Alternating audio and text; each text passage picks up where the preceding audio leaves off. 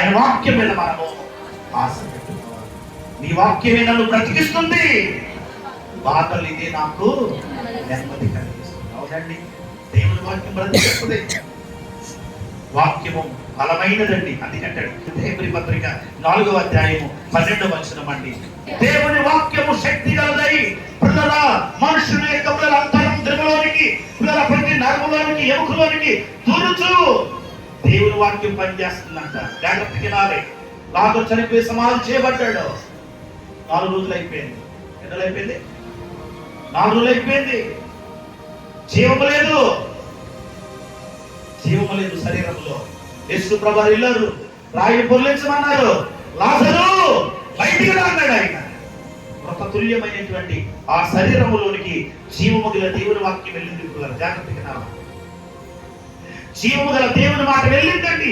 ఎముకలలోనికి, శరీరంలోనికి, మూలుగులోనికి వాక్యం వెళ్ళి ఆయనను బలపరిచింది. ఎవరిని? తుల్యుడైనటువంటి వృద్ధుడైపోయినటువంటి లాజరును సజీవముగా బ్రతికించి బయటికి తీసుకొచ్చి చచ్చినటువంటి బ్రతుకులను చెప్పండి జీవింపగల చేయుడు దేవుని వాక్యం అండి. దేవునికి స్తోత్రం.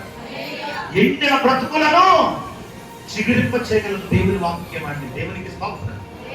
యేసుకేలును కూడా ఒక ఎండిన ఎముకల లోయలను తీసుకుని వెళ్ళాడు దేవుడు. ఎక్కడ తీసుకెళ్ళాడు?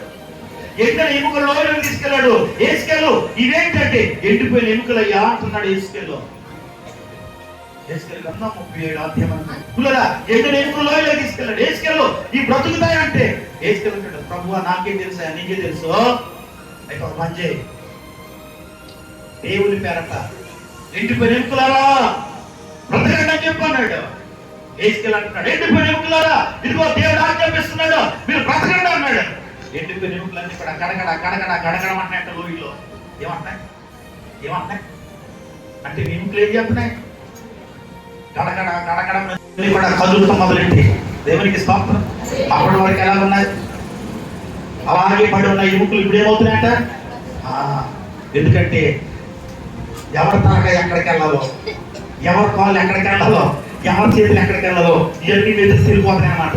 ఇప్పుడు ఆ ఎముకలన్నీ కూడా కరకరడం చేసుకుంటూ ఒకదానికి కలిసిపోయి అస్థిపంజరాల కింద అయిపోయి అంట. ఇది కూడా ఎలాగైపోయి, ఇదిగో యేసుకేలు మరలా ప్రవచించు, ఇదిగో ఈ అస్థిపంజరాల మీద శరీరం వచ్చేటట్లుగా, రక్త మాంసాలు వచ్చేటట్లుగా, ఇప్పుడు మళ్ళా రక్త మాంసాలు వచ్చేటట్లుగా ప్రవచించాడండి.